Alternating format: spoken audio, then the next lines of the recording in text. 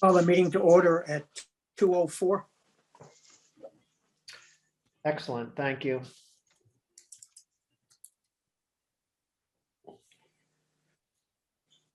The next agenda item is approval of the agenda. Okay. Did everybody get a chance to read the agenda? Have a- Yes, Any questions? Okay. Make a motion. Somebody make a motion to approve, please. I'll make a motion to approve the agenda. Seconded. All those in favor? Aye. Aye. Aye. Aye. Thank you. The third agenda item is reorganization of the board. As you know, we got two new board members. Well,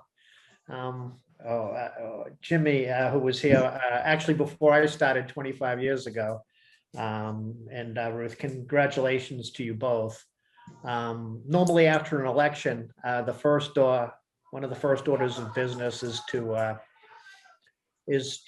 reorganize the board, elect a chairman and a clerk. The clerk basically signs the minutes. Jacqueline, who you can't see her face, but she's here. She'll be taking the minutes, so the clerk doesn't have to take the minutes. So I guess I'll leave it up to the board to do their own internal election here and get us a new chairman and a clerk for going forward. I think Jim would make a good chairman. I will nominate Nick. Only because I'm not here as often. I'll accept. And I think it'd be good to have Ruth as clerk. since she's No, been, no, I don't. I can take great minutes. I can't read them afterwards. So I don't make a good clerk. I don't think you have to do anything, Ruth. Just have to sign them. Jackie does all that.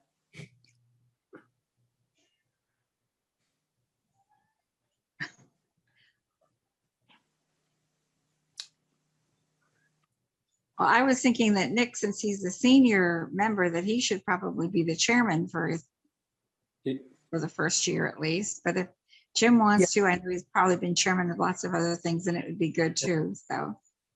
I'll be the chairman. You be the clerk, Ruth. You really don't have to do anything. Okay, if you say I don't have to do anything. Could somebody put it in one motion? Nominate Nick Lagus as chairman and Ruth Maxon Schultz as clerk and vote. That would solidify it. okay, I thought we already nominated and seconded Nick for chairman. I will nominate Ruth for clerk. All those in favor? Aye. Aye. Opposed? Okay. Get that, Jackie? I'm trying to find the agenda here. I can't get it. That's why What's that, Nick? I'm I sorry. can't find my agenda. I've got, Oh, all right, I don't what's think next? this is gonna help, so. Approval of the May 4th minutes, our last meeting. Now, we have two board members who weren't here for that meeting, but as we learned after the last election and change on the boards, it doesn't preclude the new members aren't precluded from voting to approve the minutes. They're just really voting to approve the content. So Does anybody have any questions on the past minutes? Okay, do I have a motion to approve? I'll make a motion to approve the minutes of 5/4/22. Anybody second it? Second. Okay, all those in favor? Aye. Aye. excellent, thank you.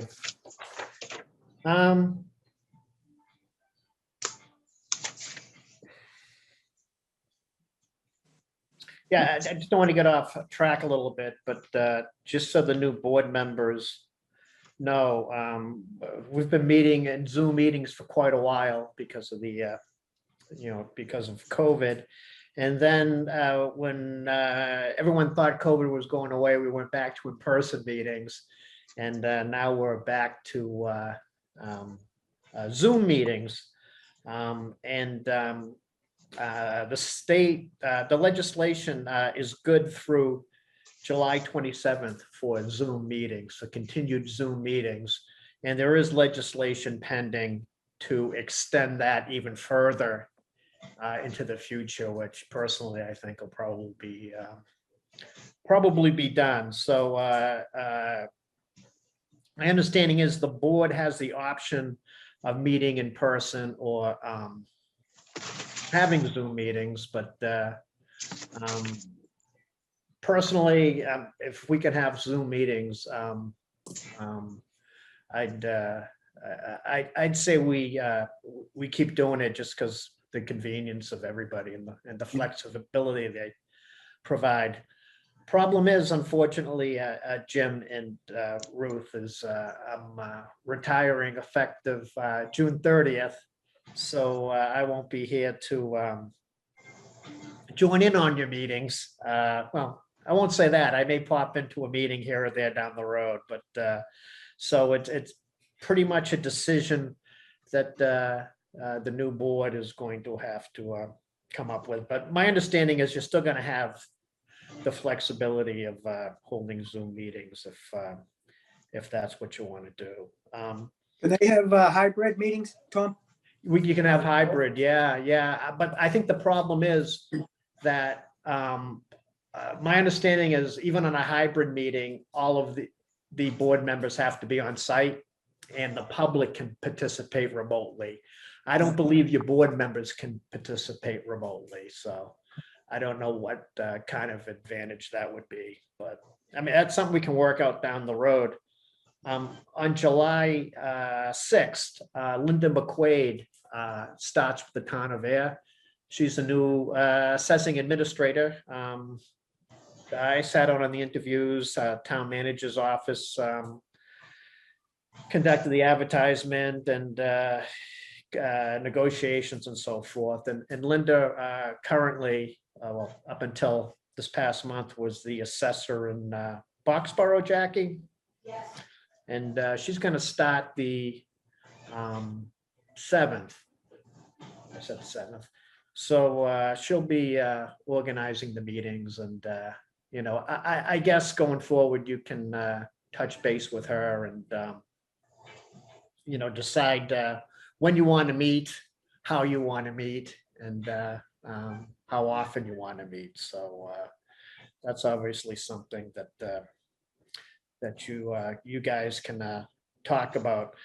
Historically, we've been meeting once or twice a month since I've been here, sometimes twice a month during the busy seasons, which is when tax bills go out and the appeal period and so forth. And, less frequently in the summer months, obviously. But again, it's kind of up to you going forward on what you want to do. If you're around town, it might be nice if you stop in and introduce yourselves to Linda and get to know her prior to her meeting you on the Zoom platform, which is always awkward for everybody. But anyway, that's my little speech. And like I say, unfortunately, I'm not going to be able to join you going forward, but we've had, my opinion, the best board in town for the last 25 years. Even though we've had changes, it's always been all business and doing things the right way. And I appreciated working with Nick his time on the board. And I wish you all the best going forward. I'm sure you're going to continue to do great things for the town. You too, Tom. Yeah, best of luck in retirement. You'll be seeing me, Nick. I'll be coming up with my golf clubs. Don't worry. Anyway, agenda item 5 is FY23 preliminary tax bills. Believe it or not, fiscal year 2023 begins July 1. And we're on a quarterly tax bill system. So, but there's only 2 mailings. So June 30th, we're going to mail 2 tax bills, one due August 1 and one due November 1. And they're going to total 1/2 of the prior year's net tax due, increase 2.5%. And then it'll be a little different from when you were here, Jim. And then in December, we'll have new valuations and a new tax rate. We'll apply the new tax rate to the new valuation, come up with a tax bill for the year for each property, subtract the 2 preliminary payments, and then divide the remainder by 2 into 2 equal payments, one due February 1st and one due on May 1st. So that's the way the billing cycle works for a quarterly community. So it's 4 bills, it's 2 mailings, but it's 4 bills a year. The third quarter bill is the important bill. That's the only bill during the cycle that taxpayers can appeal the evaluation placed upon their property. The appeal period ends February 1st of every year, unless that's a weekend non-business day, then it's the following business day. So that's kind of our cycle. And the last couple of months, Barbara Taney, the tax collector, and myself and Jacqueline have been working on setting up the preliminary tax bill commitment, adding new parcels, adding new homes, and running the commitment program. So we just recently finished that, so we're queued up for to issue the bills on June 30th. So nothing the Board of Assessors has to do, except for at the next meeting, Jackie will put together a warrant and a commitment for the preliminary tax that you guys will approve and sign. So anyway, that's my update on preliminary tax bills. Any questions?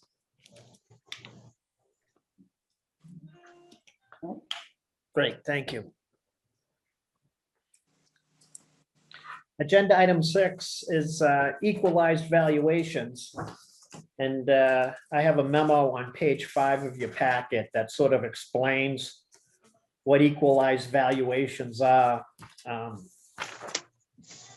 what they're used for. The Department of Revenue calculates them, and they're used for a variety of purposes. And the memo says allocation of aid to public libraries, Chapter 70 funding, and in reimbursement rate of school construction projects and so forth. Again, this is done independently of the municipalities.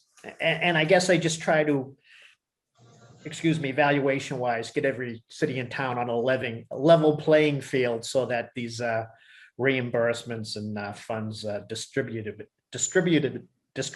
equitably. EQVs are done every 2 years. So 2022 is the new ones. And what they basically do is they establish an overall assessment ratio. In this case, looking at page 6, it's 97 for residential, 99 for commercial and industrial, and 100% for personal property, and total proposed equalized valuation of 1.5. The only thing I do when we get these numbers is I check what I uploaded for valuation purposes for FY22. And I just make sure that the ratios that they're showing are consistent with, not exactly the same, but they're consistent with what we uploaded for valuation approval purposes. And all the ratios are in line. There's no issue with them. It's all consistent with what I expected. Jim, you'll remember, the assessors really deal with medians. But when the Department of Revenue does these equalized valuations, that they use a mean, so it comes out a little bit differently, but they're generally pretty close. So I guess my report to the Board of Assessors is the equalized valuations look appropriate to me for FY22. I don't think you need to vote on these, but it just more, as Nick knows, provide this for informational purposes for the board. So, any questions on equalized valuations? Down at the bottom of page 5, it says assessors who subsequently remain dissatisfied can file an appeal. So I'm assuming from your evaluations and your checking back and forth that you were satisfied with the way they've handled the town of Ayer then? Correct, Ruth. I do the due diligence for the board. And again, I check those ratios against the ones that I developed part of the valuation process, and they were consistent. So if they weren't, I'd present these numbers to you. Well, I would have done it earlier, but I would have contacted the Bureau of Local Assessment for clarification, and then if need be, you can appeal the EQ. Okay. But doesn't seem to be any basis for me, Ruth. Okay, thank you. Thank you. Good question.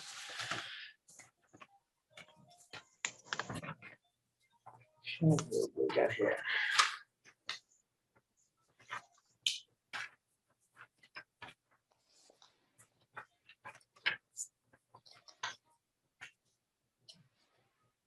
I've got agenda item 7 is approval of the FY23 and omitted and revised report. To Ruth and Jim, we're required to submit a series of reports annually on different issues. And in June of every year, there are 2 reports that are due: the omitted and revised report and the amended FY23 tax-based levy report. And everything that's submitted to the Division of Local Services or Department of Revenue or, Bureau of Local Assessment is submitted through the DLS Gateway, which is sort of a informational exchange portal between the municipalities and DLS. So I submitted these reports for the board, but I think historically we've also had you vote on them. The omitted and revised report is a report that, let me think of an easy example. Well, we'll say we sent out our 3rd quarter bills in 2022 in January, and then I found out that someone had built a new home in town and I hadn't committed the valuation of that new home.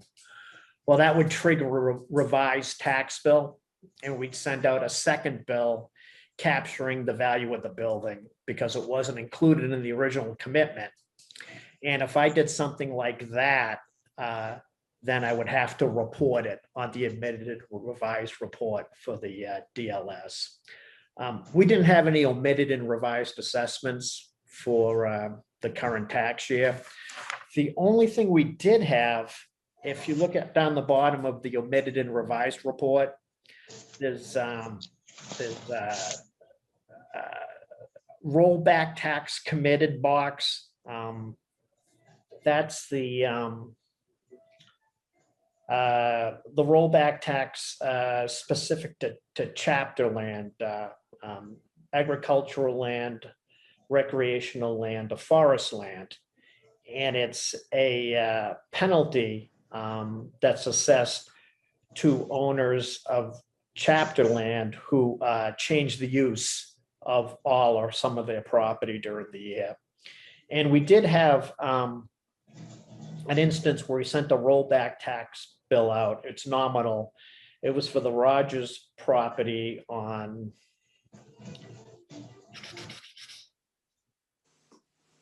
I'm drawing a blank down by Sandy Pond. anyway, it's a chapter, I believe it's chapter 61 property. And he sold a very small sliver of land to an abutter.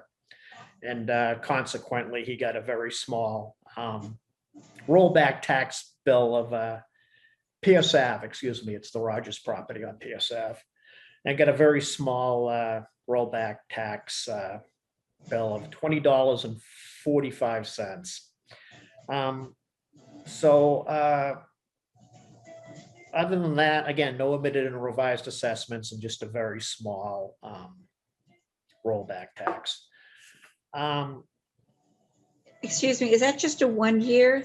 This Yeah, for so 1 year? it's a 1 year. Yeah, and it's basically the difference between the tax you paid under the chapter land statute and what you would have paid had the property not been under the chapter statute for 5 years plus interest. And in this case, it was a very, very small piece of land, so it didn't add up to a whole lot of money. It probably cost us a lot more to calculate it than we're going to collect, but you know, that's the way it is sometimes. And, So and it's- the other report is the I'm sorry, did I interrupt somebody? Well, yeah, if you said a 5 year, I thought the chapter 61 was a 10-year commitment, but it was, Yeah, Oh. but the rollback tax is a 5-year window. okay. All Yeah, right, all right. You can only Yeah, go got back it. 5 years. Yeah, good question, Ruth. And the other report I have is the omitted and the amended tax base growth. Tax base growth is new tax dollars relating to subdivisions, new construction, new homes, new condominiums, and utility valuation. And going back to that example, if I had forgotten to bill a new home and issued a bill as a revised bill, it would have shown up on the first report.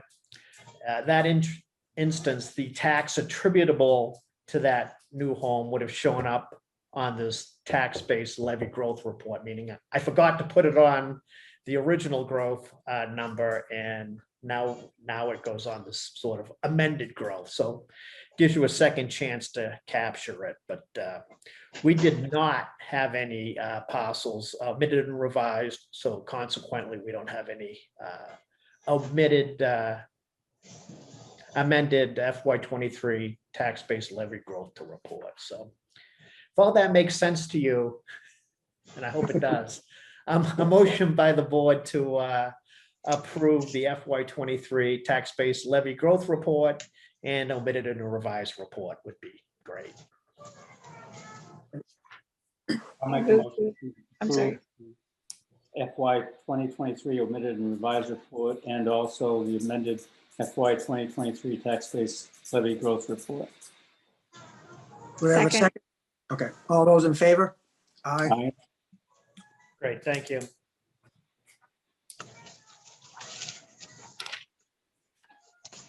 You got that, Jackie, right?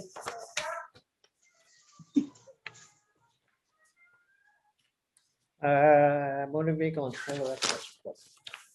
Jacqueline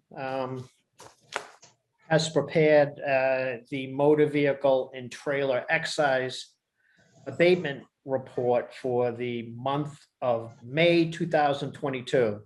And Jackie and I are here full-time.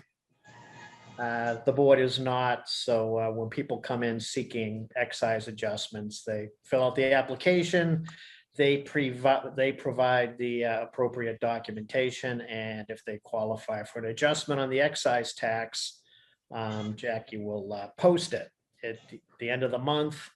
She creates this report for the board's review, and if everything looks good to the board, a motion to approve and assign the motor vehicle excise abatement report for, in this case, the month of May. So look it over, and hopefully we got it right. I'm sure she did. And this will be a staple of every meeting.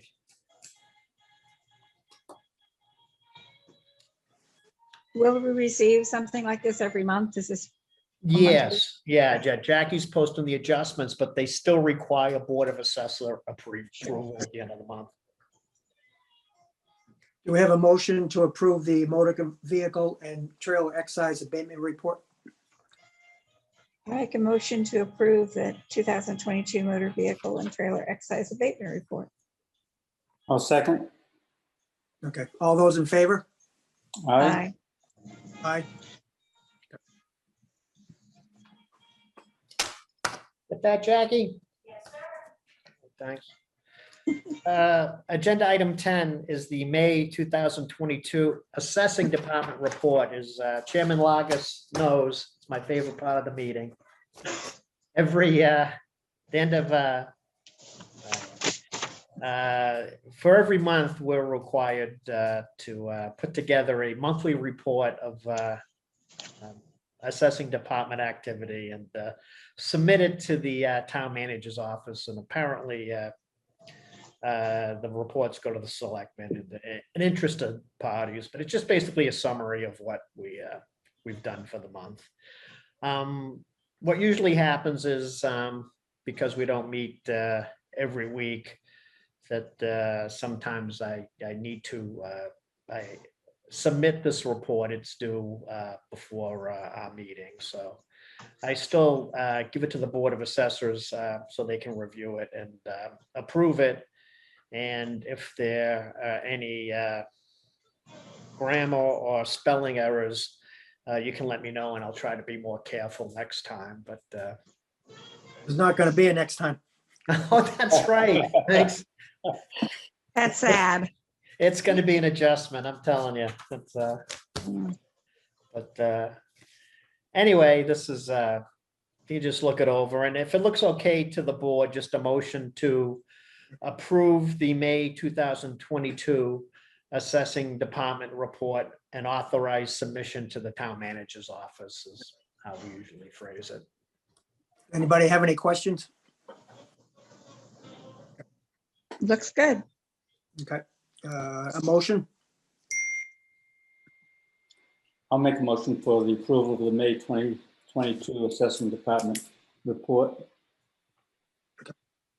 Okay, Seconded. seconded. Okay, all those in favor? Aye. Thank you.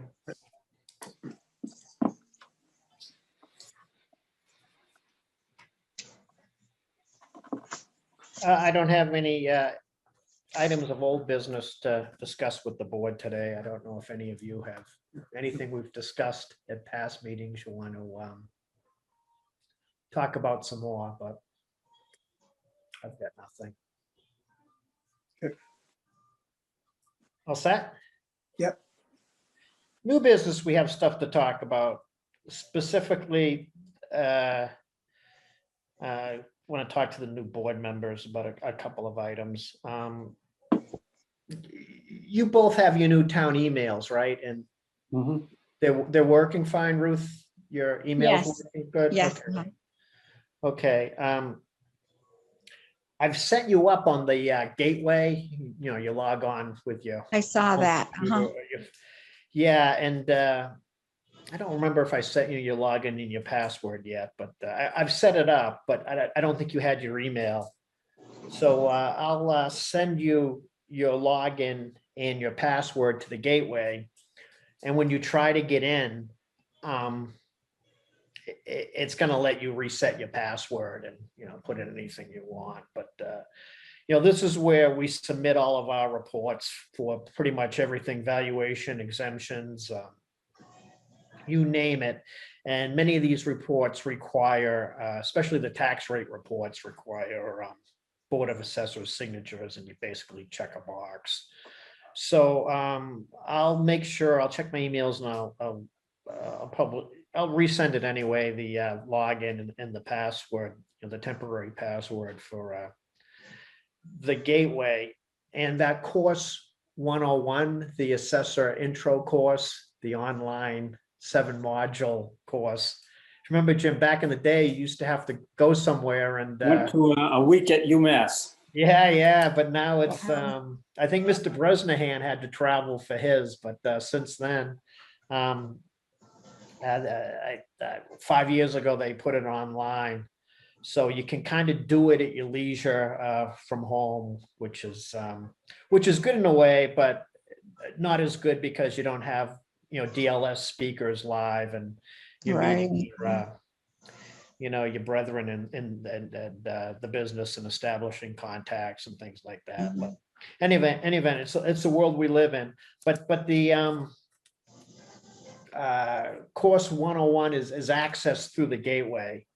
I know, Jim, you were on the board years ago, and I did contact TLS to ask if you would be required to retake the 101. And unfortunately, they told me that since it's been 5 years since you've last served on a board of assessors, you have to take it again. So I will take it. thank you. And but I'll send you instructions how to get in there too. Like I say, I was kind of waiting on the email issues. So I'll send everything to you, and you guys let me know if you have any trouble. You can take your time. The only issue we have is we only have one assessor who's certified. You complete the course and you become a certified assessor. And that comes into play during tax rate season. If a majority of the board is uncertified, it will hold up a tax billing process. So I guess there's a couple of modules that you should do first, which would allow you to participate in the tax rate process. But I suspect where it's, the end of June, that between now and October, you're both going to be able to get through the whole thing.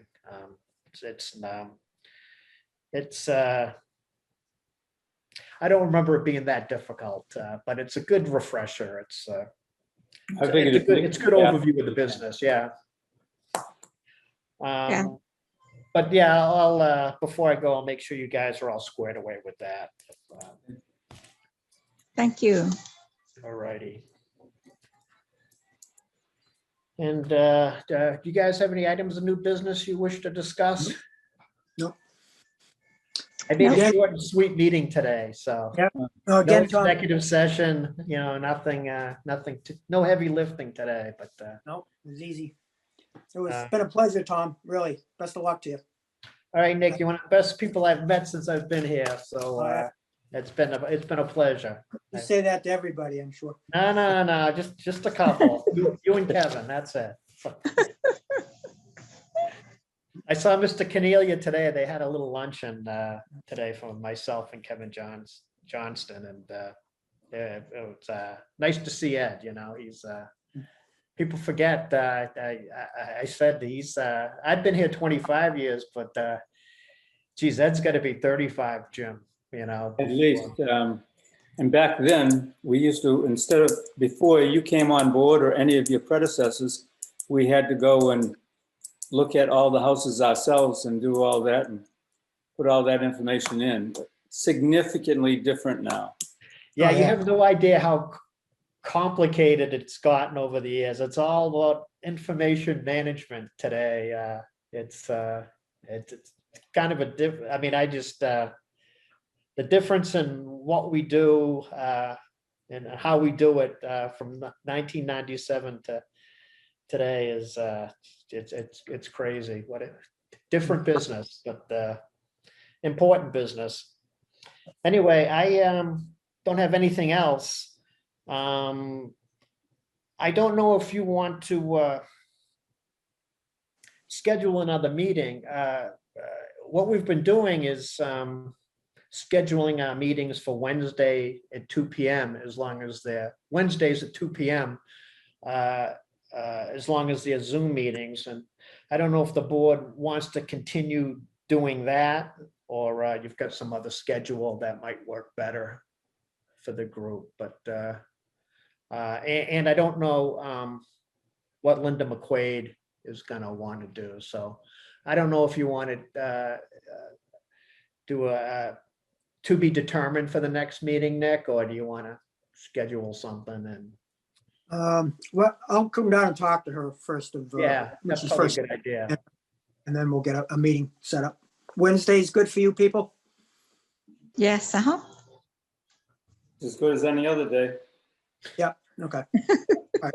So we'll keep it Wednesdays at 2 if she abides by that. Okay, yeah, I think you're gonna like her. She seems like a really smart person, so. Good. I think we're gonna be okay. Anyway, that's all I have. So a motion to adjourn, I guess, Yeah. would be next. I'll make a motion to adjourn. Seconded? Second. Okay, all those in favor? Aye. Aye. Thank you. Thank you.